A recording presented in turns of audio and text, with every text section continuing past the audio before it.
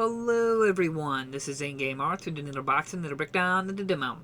This is MediEvil, the remake for the PlayStation 4. Now before we go into details about this game, I need to inform you about an important bit of information. The game has a mandatory required update before you're allowed to launch the game. If you're connected to the internet, the game will make it mandatory that you download the 4.5 gigabyte update before you're even allowed to launch the game. Even if you disable your internet connection, once you've connected once, the game will always require you to download that 4.5 gigabyte update. Now, there's only one way I was able to find to bypass this mandatory update. You must disable your internet on your PS4, then install MediEvil onto your PS4, and launch your game like that. Now, if you turn your internet back on with MediEvil installed in your PS4, then you will be mandatory again to download that update. So the only way you can bypass this mandatory update is to install MediEvil offline and never turn on your internet. Once you turn your internet, you have to download that update or uninstall MediEvil again and turn off your internet and reinstall MediEvil again.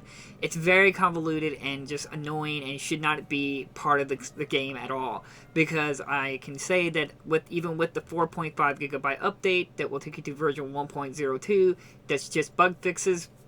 I did play the entire game and 100% completed without this mandatory update.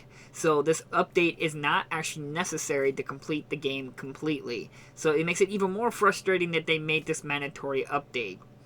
Now with that important bit of information out of the way, I was able to sit down and enjoy this game. This is actually a very well done, crafted remake of the original MediEvil on the PlayStation 1. Now, as I said, I did 100% completed. I found all the hidden stuff in the game. There was nothing else left to do. I do need to inform you that when you do unlock all the stuff in the game and find all the lost souls, you do unlock the original PS1 port on the disc, which is fully playable as well. I know that's a bit of a spoiler, but I thought there's a bit of important information for a complete collector to know that the original game is on disc and it's fully playable. Now, it's just a port, so the controls still work the same way as they used to do, and it's still the same clunkiness. But, just to be informed that the game wasn't perfect in the smoothness of gameplay. I never had the game crash on me or anything like that, but I did have the game get stuck on environments and so forth, so it's easy to get stuck, so be careful with the environment-wise. Luckily, it's very easy just to hit the start button and restart the level, and then just start right off, and it's not that hard to catch up back where you were, because the game levels are not very long. Also, there's also another little weird bug within the item menu system where you buy like resources and so forth. The navigation system moves in twos. So instead of like 1, 2, 3, 4, it moves at 2, 4, 6. So just make sure you're navigating in a two-way row. You'll get the hang of it and learn how to be able to navigate the skipping step. I know it's a bit confusing to explain it, but if you play it, you'll understand what I mean. So just bear that in mind. That's a weird little bug in the game if you don't update it.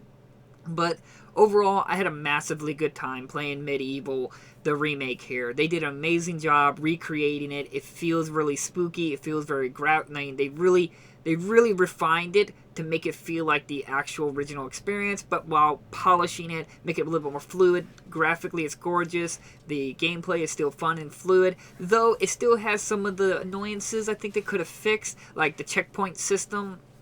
Like, it's very easy to, like I say, die or get stuck environment-wise, and then you have to restart the entire level again.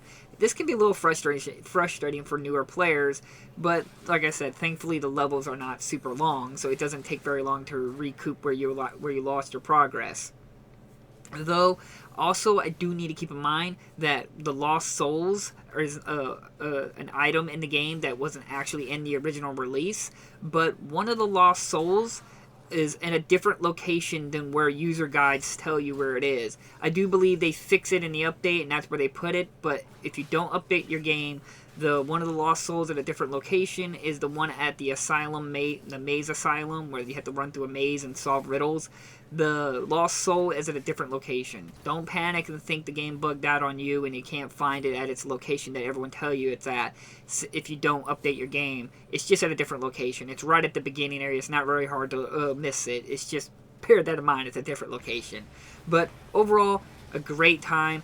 One thing I do think they could have done is that you unlock the original PS1 version when you find all the lost souls. I think they probably shouldn't have done that, as when you first play the remake and it's your first time playing it, the camera controls and so forth can still be very clunky, as the camera could still like yank and lock and just be jittery and get stuck with giant objects around the map. I think a lot of people would still think this is really bad design, but when you go back and play the original PS1 version and see the camera controls on that, you get a newfound appreciation of the remake's camera controls.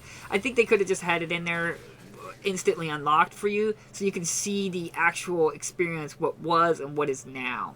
But overall, despite having that horrendously mandatory update that's not actually shouldn't be mandatory, and as I said, you can bypass it without ever connecting to the internet, the game is still great. I had a great time. I had love for... I'm only like 2 trophies away from platinuming this game. I just had a great time. They did an amazingly good job.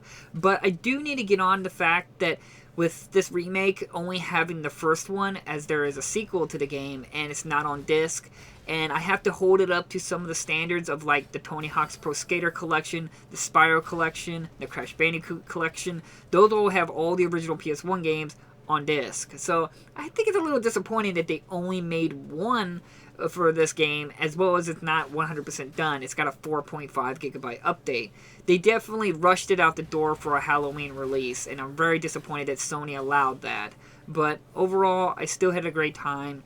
Even with the mandatory update, it still might be worth the time to pick up and put on your shelf, just because it's a very good remake, still a fun game, and it's still fully 100% able to complete the entire game without this update. So in my personal opinion, if you can get it on cheap side and so forth, and hopefully maybe we'll get a sequel down the line, and maybe that sequel will come with the original first one here on the disc already, like for PlayStation 5, and have the update, that 4.5 gigabyte that they are on the disc, that would be nice.